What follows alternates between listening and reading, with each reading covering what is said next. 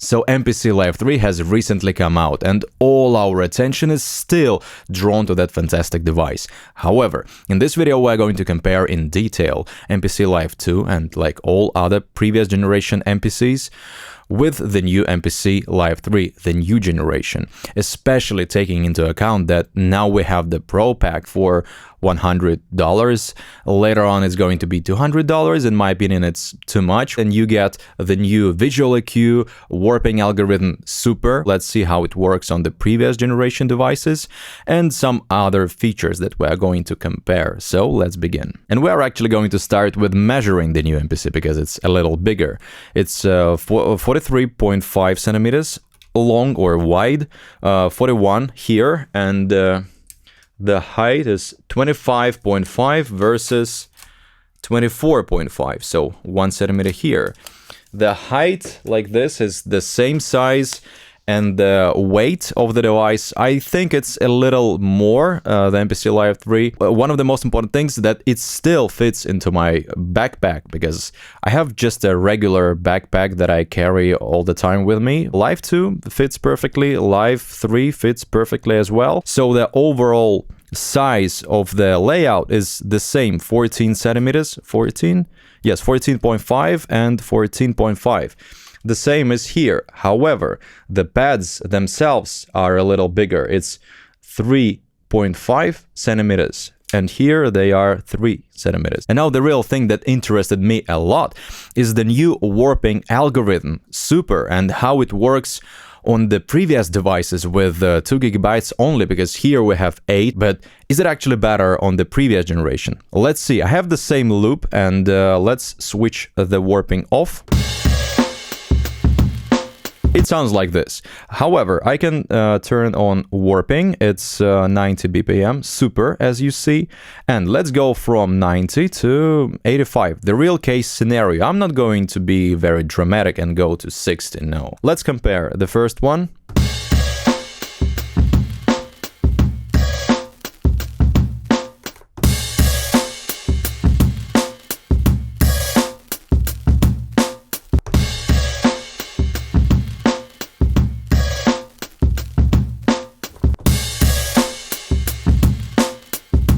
I don't hear any difference, at least not this $700 difference. Overall, I am extremely surprised by Super warping algorithm that is on our previous generation devices.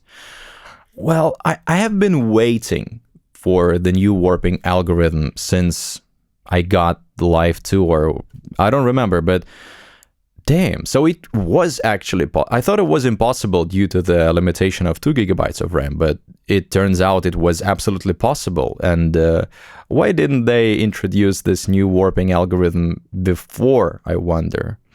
Anyway, right now, if you buy this Pro Pack, you get this Super warping algorithm. If you don't, you still have this Pro 10, which sounds absolutely terrible. That's why, no, I mean, it works. Okay, it works, yes, but I chose the drum brake deliberately because I never used warping on the drum brakes because it always destroyed all the transients. Let me just give you an example with still 85 BPM, but not Super, Pro 10. So, Super.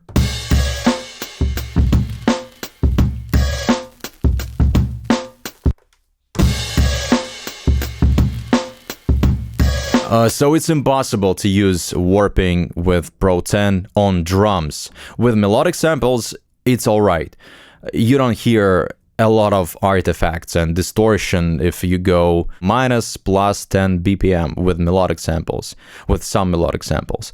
However, with drums, I never used it on drums. It's a real win for all the users of Live 2, Live 1, X1, 1 Plus. Now we have this Super warping algorithm, and if you are considering switching to Live 3, but you don't want to pay this huge price, you don't need all the touch strip and blah blah blah, you just need the new warping algorithm. It's the same. Let's keep comparing.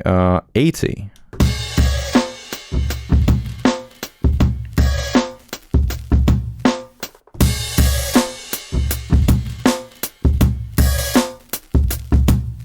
I think it's the same. Well, at least not $800 difference or whatever. Let's compare these two.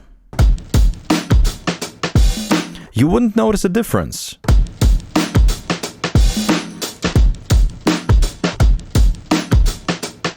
That is really impressive. Okay, let's compare.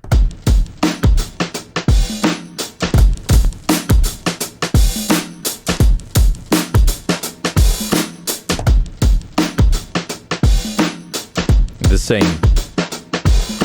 Amazing results. So it was actually possible to give us new warping algorithm on our older devices. It's fantastic. For me, this is definitely worth spending extra money, because if it's the main device for your music production, this is a very good investment. Let's compare on melodic samples.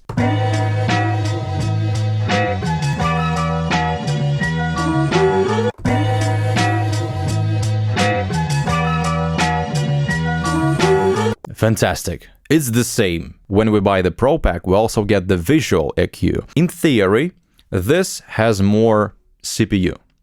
But the processor, I don't know if the processor is the same or different, but let's see how well it represents, how accurate it represents. I think the feedback and the quality, the resolution is the same, although I expected this visual EQ to perform better, like 2 times better, 4 times better, but it's the same. And I'm extremely surprised with how the previous generation works, because you see, so it's not that this Live 3 has a perfect resolution of the EQ like Pro Q3 and this is very laggy. No, it's I guess the same. And obviously when you buy the Pro Pack, you get the same matrix. It's here on the menu. You just don't have some of the buttons, but the workflow is absolutely similar. What I'm interested in is in Sprite and Ether. On our Live 2 and previous generation MPCs, we can load only 2 instances of Air Ether, because if you want to load the third one, only 2 instances. And only 2 instances of Air Sprite. And second Air Sprite, yes. And you cannot load a third one, fourth one. Although it's not a big problem for me, because some people who don't study their devices, they say, oh, only 2 of Sprite, only 2 of Ether is so bad. It's not bad at all. I mean, let me show you. You can just use your equipment wisely and use it on the sends and returns. Select, for example, Air Ether, only 1 instance of Air Ether, and you can route some of your tracks or all of your tracks to Air Ether, and it's only 1 plugin. It's fantastic. It's how you work, because quite often I see very crazy comments, and what I actually see when I read these comments, it's that guys who use, for example, 16 tracks or one and the same synthesizer, but in theory they could use like 2 synthesizers, but just route different MIDI tracks into the same synthesizers, if you know what I'm talking about. So they just don't know how to use Ableton, Logic, MPC, and a lot of comments, they actually come from ignorance, because first you should study the material and then complaining. Maybe your complaint is real and you are a professional and you work with sound design. You are a professional, and yes, the limitation of 2 instances of some plugins is really irritating for you, but you are a professional. You know, professionals, they work quietly, and those who complain, they complain loudly. What about stem separation? Because for me, stem separation is a very, very necessary tool. I have used stem separation on MPC Live 2, but sometimes it didn't work properly. It just worked, but I didn't like the result.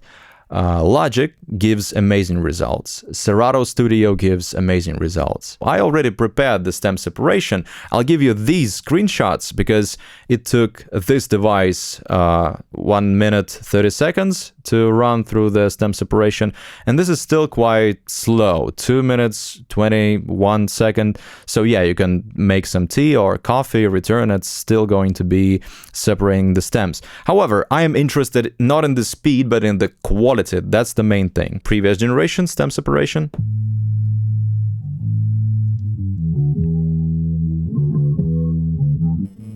Oh, no. I don't like the result. A lot of artifacts, the sound is distorted, blurred, faded. No, listen.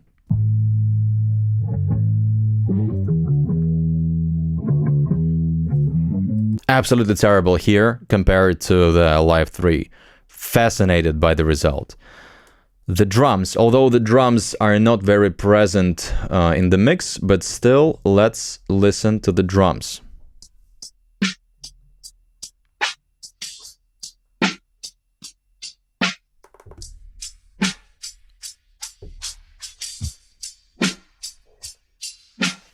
There is a lot of reverb, tail, and just the quality is so much better. Then, this is the melody. Let's listen to the melody, and these results are, they are fantastic.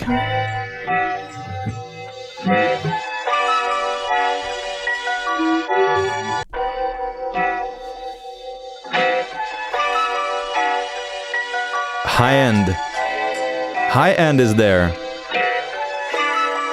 And let's listen to the vocals, because here the difference is amazing.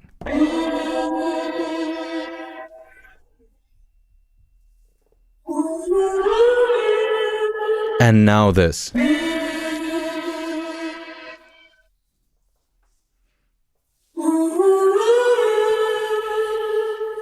There is a lot of high end. I mean, the original quality is there. Vocal separation is absolutely fantastic. I enjoy this vocal separation and the bass separation the most, because bass here, terrible. I can totally use the stem separation now on MPC Live 3 in all of my projects. It's very convenient. But what is really important for me is the speed when you change the presets in Fabric XL or Studio Strings. Previously, you have to wait. So let's change the presets and let's make sure that the sounds actually change. Because in a lot of reviews, people change presets, but sounds are actually the same. And with presets, they change only some of the settings. But let's actually look at the presets with the sounds, with different sounds.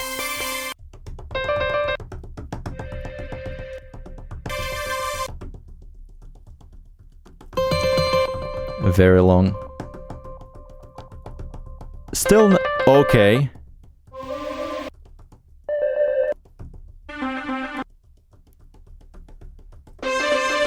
So as you can see, this latency between one preset and the new preset is quite substantial. And of course, when you compare it like this, you don't feel this gap. But when you work, you can really sometimes lose some inspiration. Fabric XL on the new MPC.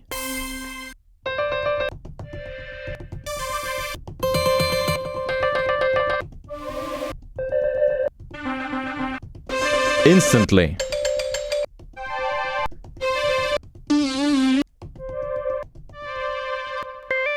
Instant change. In some presets, yes, there is like half-second latency. If you load the Studio Strings, which are the two heaviest plugins, the Fabric XL and Studio Strings, in Studio Strings, again, when you change the preset, it takes you ages on the previous generation. This is one of the best improvements on a MPC Live 3, personally for me. Not the fact that you can run 32 or how many plugins, not this, but the speed of changing the presets and sound. This is really important. I have a lot of friends who are DJs, and they always complain that when you play lives, they hate Type-C ports because they can disconnect accidentally and very easily. While in MPC Live 3, you have this screw. It's now unscrewed, but technically you can screw this into the body of your MPC, and it goes nowhere. While we are looking at the ports, XLR, fantastic decision. And yes, well, there is no switch for Phantom power, and a lot of people were thinking like, is it possible or is it not possible to use Phantom power? It is totally possible. You go to the input section and here is Phantom. I'm not going to press it because my Live 2 is actually routed into my Live 3. So if you have a condenser microphone like this, press on this button and you're good to go. And we have this microphone right now, and I'm not rushing to describe this microphone because I have a dedicated video prepared for this microphone. It's going to be interesting. But yes, this is a nice quality microphone. I have tested it, I have used it. It's much better than on Ableton Move, because on Ableton Move it's extremely noisy. Okay, let's be frank here. I like this quality so much more. So about the USB Type-C. Wow, this is really fantastic. You finally can attach your MPC to your computer, and you can easily record with just one cable. You can record MIDI, you can record audio at the same time. You can record it into your MPC. You can record it from your MPC.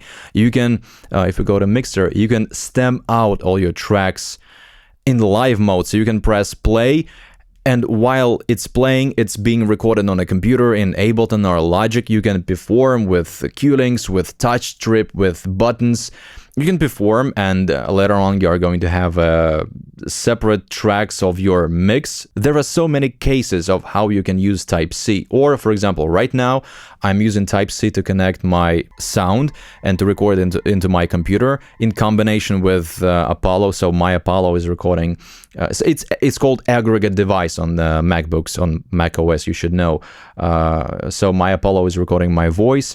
This is attached as a sound interface as well, aggregate device, and I record the sound from here to this device and from this device to my computer. And in order to do this, I change the input-output from output 1 and 2 to USB out 1, 2.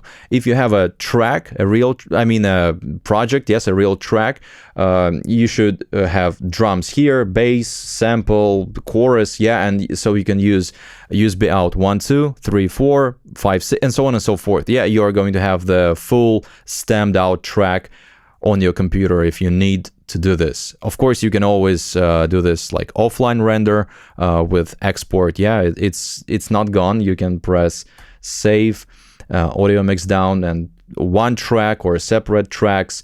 But this freedom that comes with USB Type-C, it's amazing. And of course, we're all now about this digital world, and if you love TikToks and Instagram, if you hate them, it's present, it's in our lives, and now it's extremely easy to record sound and some video performance of you playing with MPC through one cable, just like with the SP404 Mark II. You can just with one cable record the sound into your phone and upload into your Instagram, TikTok, YouTube. The pads is maybe the next biggest change, because they are now not as thick as the previous generation. So these are, I would say, 2 times thicker.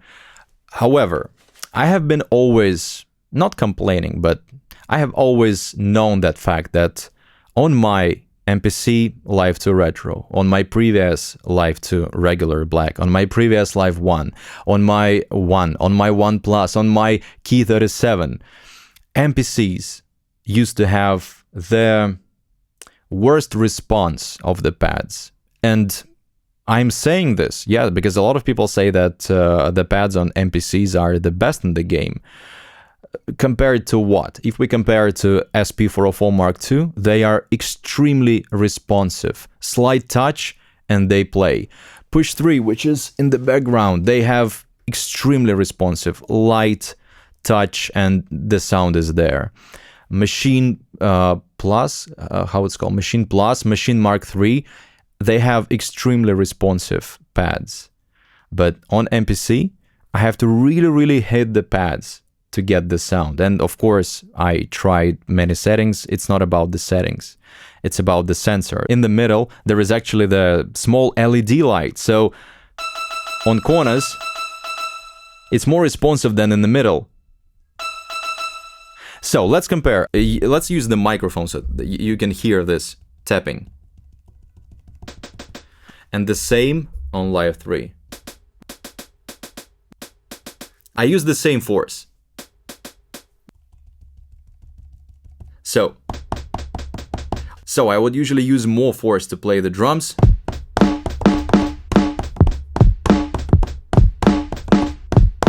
Than here. A lot more responsive on the Live 3, believe me. If you like this more responsive feeling, this is your device, definitely. If you like to bang on the pads, the previous generation is for you. I'm not even going to discuss the corners, the quadrants, the articulations, because first of all, I have the special dedicated videos about this thing, and it's just not here. Why should we discuss something that is not present on Live 2 or MPC 1 Plus, and we can't get it with Pro Pack or nothing? It's just not here, so let's not waste our time comparing the articulations. If you need it, just buy the MPC Live 3. If you don't, this is like, you can consider staying with previous generation. It's very important to say about the battery life, because a lot of people are complaining right now on the internet that the new Live 3 has very little battery life. People say that it's about 3 hours, even less than 3 hours, which is close to push 3, I would say, with its 2 hours. My MPC Live 2 or previous Live 2 Black or previous Live 1, they could work up to, I don't know, like 5 hours easily, because I usually have lessons with my students for 2 hours, like a 2-hour session, and then it's another student for a 2-hour session, and during these 4 hours non-stop, I didn't charge my Live 2 if it was fully charged. Okay, it's going to be interesting. I mean, right now, of course, people are with this adrenaline, emotions, yes, because it's a brand new device, and they load as many, I don't know, Fabric Excels as possible to test the CPU capacity, to test this, to test that. It's going to give you less battery life. And again, I have spoken to one of the IT guys, and he said that right now, actually, they can fix the battery life by optimizing the OS, and in the new, for example, 3.6.1 or 3.6.2, they can update something with the operation system. If you don't like this battery life, just stay with MPC Live 2, which gives you more battery life, obviously. But if it's not a problem for you, you can go with MPC Live 3. It's up to you to decide. And I promised you not to talk about some things that are not physically present on the previous generation devices. But I really want to show you this. One of the things that can make you buy the new Live 3. I'm not selling you, but if I was looking for a similar video, this would be so just look. Right now, we can actually play the project and set. We can read track mute. So as you can see, even the light, the color is the same. Yes, so red, blue. So number 2 should be my sample. Okay, let me play you from the main. Oh, we can be actually looking at something like, I don't know, the plugin. We can play and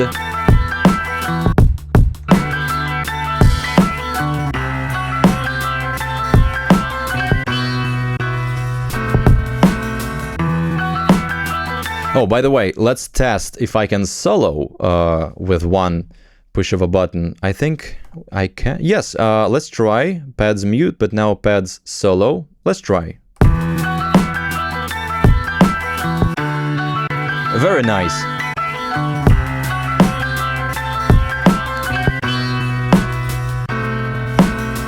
So something that I really enjoyed on my Ableton Push 3 is now officially here. So you have 16 buttons for your 16 tracks. Of course, if you have more than 16 tracks, you can always switch, but most usually we have less than 16 tracks. And you can mute the tracks from these buttons while, you know, using Q-links, while using touch. So you can be using touch strip and then muting. This is fantastic. I absolutely love this feature because on Push 3 you could always mute some tracks while staying in some different track. And this is exactly what you can do right now. But anyway, let's return to our initial question and let me put it straight to you.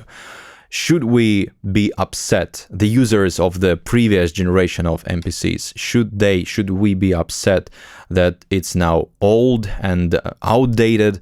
My answer is no. Of course, this device is very hyped right now. It's very fun. I absolutely enjoy and love. I'm in love with the new MPC Live 3, and I can talk hours about it. But I'm still in love with the previous generation MPC Live 2 because we received the new warping.